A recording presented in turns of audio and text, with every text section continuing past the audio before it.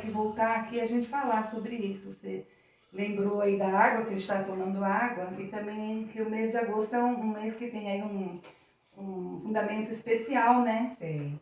Aproveitando a água, qual a importância, né, da água? A gente fala tanto da hidratação, até é um dos problemas que a gente mais vê assim, nas consultas com o nutricionista, com os médicos, né? O pessoal não toma água. Muitas vezes acaba substituindo a água aí pelo refrigerante, pelo suco em pó, suco de caixinha, cheio de sal, apesar de ser doce, é cheio de sal, e cheio de açúcar, cheio de frutose, que é um açúcar também, né? E qual a recomendação? Pelo menos 2 litros de água por dia. E quando a gente fala água, entra também um pouquinho aí do chá, entra um pouquinho da água saborizada, né? Mas de preferência a água pura. E qual a importância disso? A gente consegue fazer o nosso intestino funcionar melhor, a gente hidrata o corpo, melhora as sensações de dor de cabeça, melhora a produção de saliva, que é o que eu queria comentar agora nessa época de pandemia, né? Na nossa saliva existe uma molécula que a gente chama de imunoglobulina A, né? Mas assim, só para citar, não importa.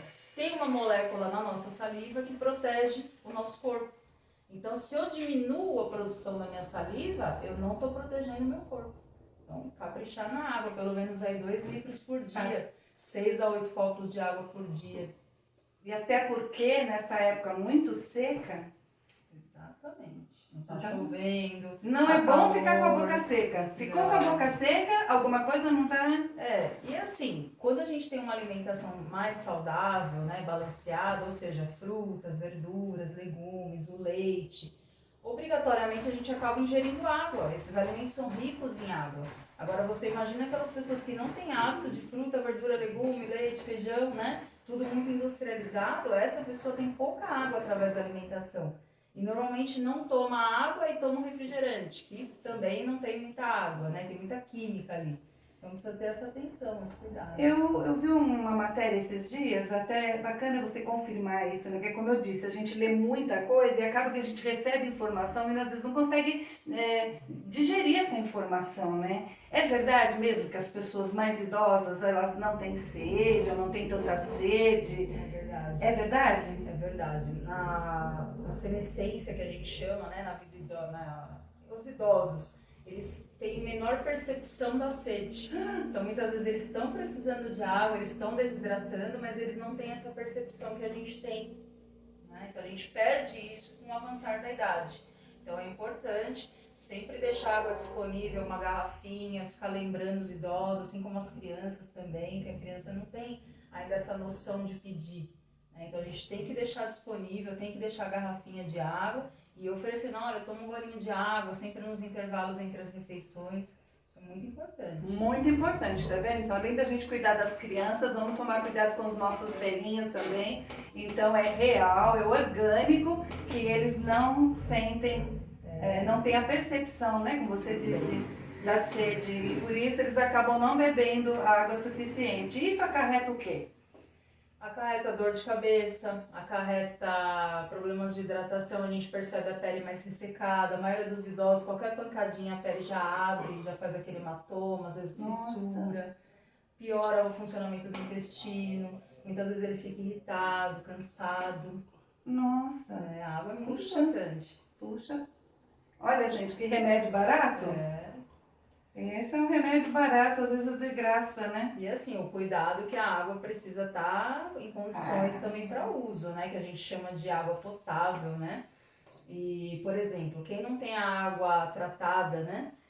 O que a gente pode fazer? A gente vai ferver essa água, ou colocar o hipoclorito de sódio, né? A gente ferve a água por 5 minutos, ou vai colocar o hipoclorito de sódio e aguardar 30 minutos. É claro, hipoclorito? Isso.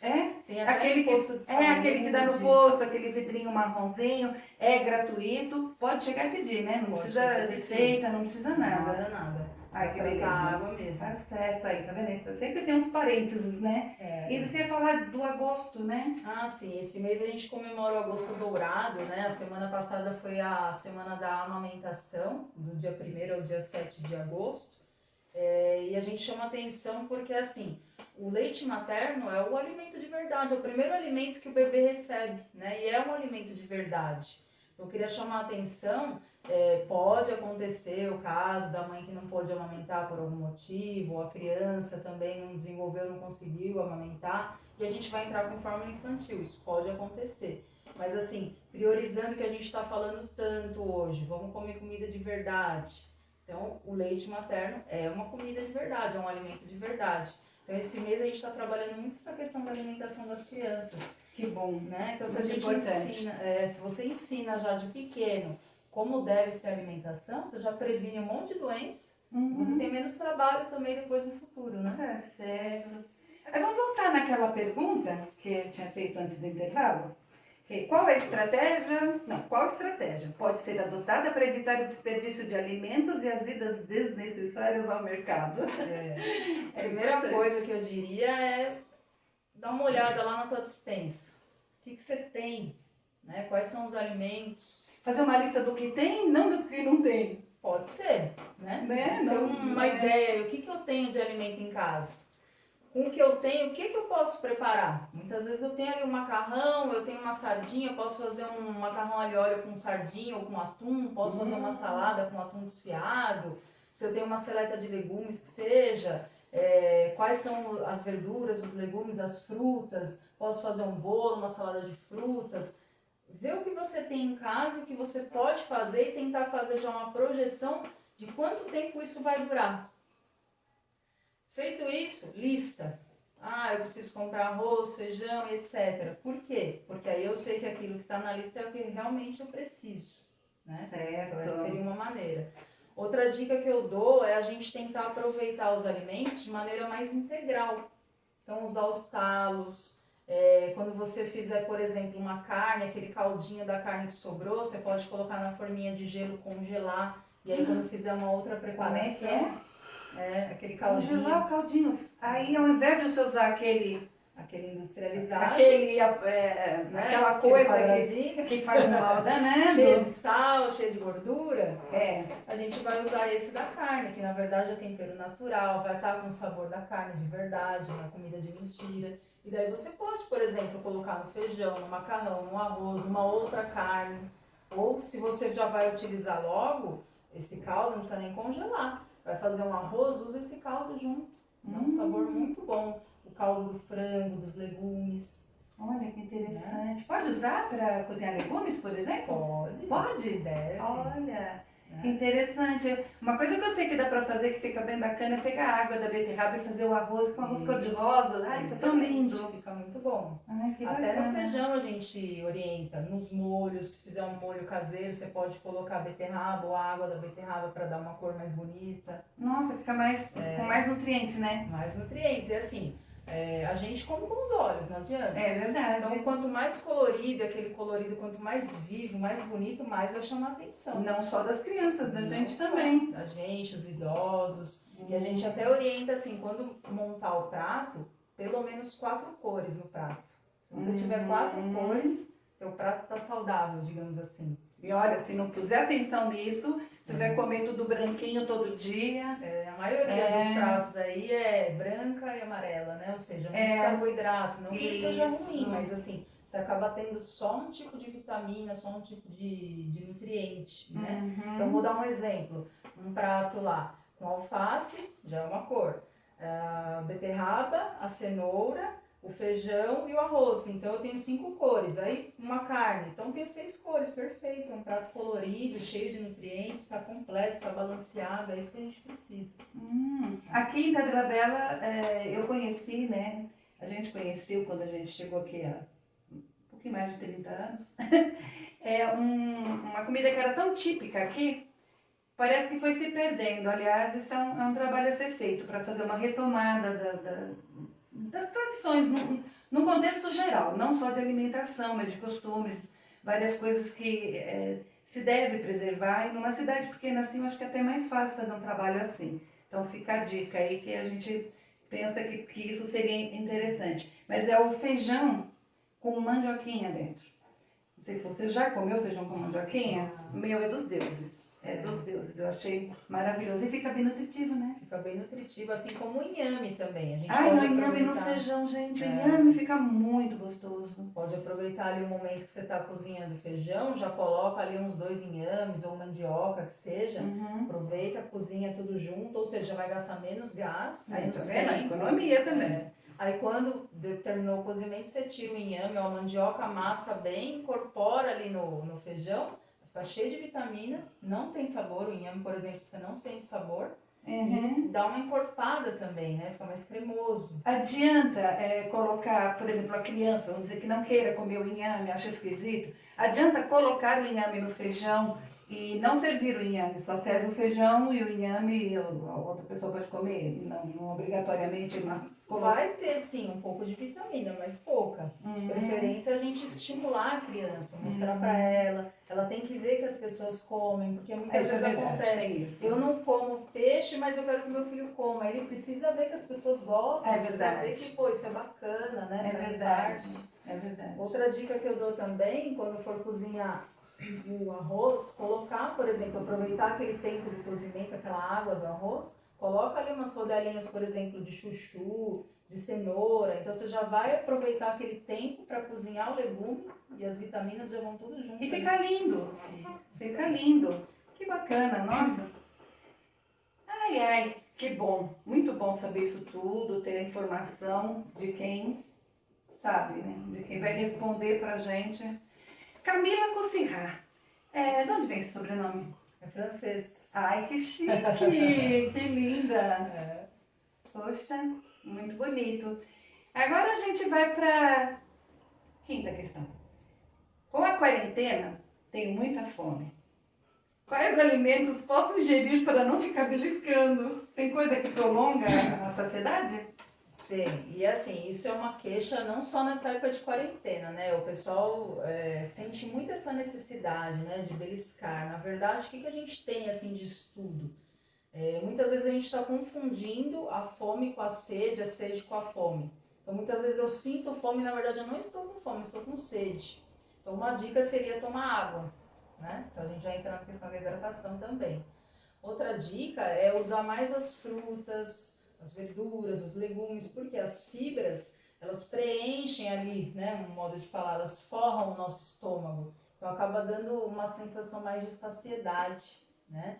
As proteínas que a gente fala, por exemplo, o leite, o iogurte natural, também é uma maneira de dar uma forrada, uma pesada no estômago, dar mais saciedade. Então posso, por exemplo, bater um leite com fruta e aveia, farelo de aveia, chia, linhaça. Eu posso pegar um iogurte natural, picar frutas, colocar castanha, nozes, amêndoas, por exemplo. Então, tem algumas estratégias que a gente consegue Entra o utilizar. kefir aí nessa questão? Tá, porque isso acho que dá, esses alimentos diferentes aí, que não me ocorre um nome mais apropriado no momento, eu acho que eles dão uma entrevista completa, porque tem muita coisa interessante, tem os punks também, né, que são as plantas que são não convencionais, né, comestíveis, nisso entra o peixinho, né, e tem mais outras. Orobinobis, então, mas se você topar, depois a gente pode estar pensando em fazer uma conversa sobre isso. Agora, essa aqui é bem interessante. O leite é realmente necessário em todas as idades? Qual o mais indicado em cada faixa etária? O leite é recomendado, é necessário em todas as idades, né? O leite materno, a gente recomenda exclusivo, é o padrão ouro. Leite materno do nascimento até o 6º mês de vida do bebê. A partir do 6º mês, vai começar a alimentação que a gente chama de alimentação complementar, ou seja, o arroz, o feijão, a verdura, o legume, as frutas. E aí ele vai ingerir o leite da mãe, esse seria o ideal. Até os 2 anos ou mais, ele vai complementar a alimentação dele ali com leite materno, livre demanda que a gente chama. Então, uma hora que quer. Uma hora que quer, exatamente. E aí, nesse caso, desse bebê que está mamando na mãe, não precisa de nenhum outro leite, vai tomar o leite da mãe, esse é o ideal. Tá? É quando fica maiorzinho, assim, que já... Isso, aí quando fica maiorzinho, não tá mais no peito, aí sim, a gente recomenda o leite de vaca. Mas aí o leite de vaca, por quê? Porque veio da vaca, mas não o leite cru, que a gente chama. Ou seja, tirou ali da vaca e já vou tomar. É mesmo? Não pode, tá? Muita gente faz isso. Muita gente faz. Recomenda fazer o quê? Eu sou fanzaça do leite cru, né? Ele tá ali puro, tá integral, tá cheio de vitamina, mas ele também pode estar cheio de bactérias, de vírus e etc. Tá? Então, é um risco para a saúde. Então, ele tem que ser tratado, por exemplo, pasteurizado, o HT que a gente chama, que é ultra temperatura. O HT é o leite de caixinha? Isso, é o leite de caixinha. Então, esse tratamento térmico que a gente chama vai matar essas bactérias. E aí tem muita gente que fala assim, Camila, mas aí não é leite, porque colocou isso, porque não é bem assim. Ele foi tratado para matar as bactérias, mas foi mantido ali o valor nutricional dele. Então a gente tem bastante proteína, que é boa para ganhar músculo, ajuda o nosso corpo a controlar a pressão, ajuda o nosso corpo a produzir insulina, então pode ajudar no tratamento do diabetes, da hipertensão, ou até prevenir essas doenças. Tratam o nosso intestino, então é muito importante. E é a principal fonte de cálcio. O alimento mais rico em cálcio é o leite, ou melhor, são o leite e os seus derivados, né? Então, o iogurte natural, o kefir, por exemplo, a coalhada, o queijo. Branco. De preferência o branco, mas assim, queijo é queijo, né? Mas o amarelo tem mais gordura. Sim, mas ele não deixou de ser queijo. Mas olhando pelo lado nutricional, sim. Até porque, gente, a Camila, ela não é a nutricionista que dá dieta de emagrecimento. Não é que não prescreve uma dieta de emagrecimento, não é que não prescreve, mas não é a sua especialidade, né? Pelo que eu sei, você é da nutrição para a saúde, é isso? Exatamente. É o que a gente chama de saúde coletiva, né? Então a gente trabalha a saúde coletiva e assim, a intenção é a reeducação alimentar, ou a educação alimentar. Hoje em dia a gente usa mais essa expressão, né? Uma educação alimentar. Porque você entende que uma reeducação, a pessoa já teve a educação, então teoricamente ela não teve ainda. Então a gente está fazendo esse trabalho. Então o que o Ministério da Saúde recomenda? Tem o Guia Alimentar da População Brasileira, quem tiver acesso à internet pode baixar. Olha, é gratuito? Gratuito. Guia Alimentar da População Brasileira. Isso. E lá tem várias dicas, eles orientam muito o que é um alimento de verdade, que é isso que a gente está falando tanto, fruta, verdura, legume, o feijão, leite, as estratégias, por exemplo, tem gente que fala assim, Camila, eu não como feijão porque eu não tenho tempo. Então você pode cozinhar 1 quilo de feijão, pôr nos potinhos e congelar, por exemplo. As verduras, os legumes, a gente pode fazer uma técnica que chama de branqueamento. Então a gente vai lavar, por exemplo, a cenoura. Eu vou lavar ela em água corrente, esfregar com uma escovinha, comprar uma escovinha específica só para lavar legumes, verduras e frutas.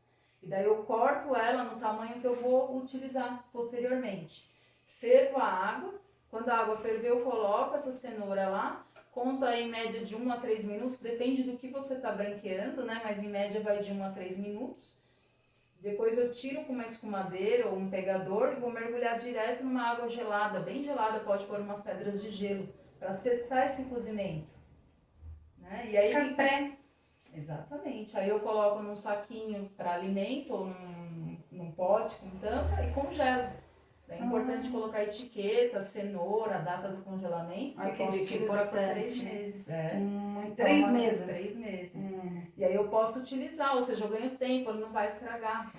Você pode escolher um dia do mês, passar aquele dia fazendo, né, seus preparos e deixando já tudo no esquema. Aquela questão da salada no vidro, assim, dentro do vidro, que você coloca, mas isso também já fica para uma outra vez. Porque senão a gente vai se alongar muito, que é muito bacana essa salada no vidro. Aí dá para ensinar depois? Dá. Outro dia. Nossa, que bacana, Camila. Eu gostei muito, acho que foi produtivo, foi muito bom conversar com você. Obrigada também. Agradeço de montão. Agradeço a Patrícia, que cedeu aqui esse espaço para a gente estar fazendo essa conversa. E vai aí nos créditos o nome e endereço. Vai também os telefones de contato da Camila, quem quiser. A Camila também ela realiza home care. Como é que é home care? O Home Care é um serviço que a gente chama em domicílio, né? Sim. Então, por exemplo, a maioria dos pacientes é acamado, né? No caso do Home Care. Então, eu vou até a casa do paciente e faço esse atendimento. Então, na maioria dos casos também está com sonda, que a gente fala, ele não se alimenta mais pela boca, então ele está usando uma sonda para alimentação, né? Precisa de uma orientação do profissional. Avaliação de ganho de peso, de Que massa bacana, muscular. Então, é bem bacana gente, também. para quem não sabe, a nutrição tem muitas ramificações. Camila, mais uma vez, muito obrigada. Eu que Você tá aqui. agradeço, espero que tenha sido produtiva aí, ajuda o pessoal, porque está todo mundo em dúvida. E não esqueçam que não tem alimento que previna ou trate aí o coronavírus, a Covid-19, sim uma alimentação saudável, balanceada, não esquecer da água. Bacana. Muito obrigada, viu? Eu agradeço, obrigadão.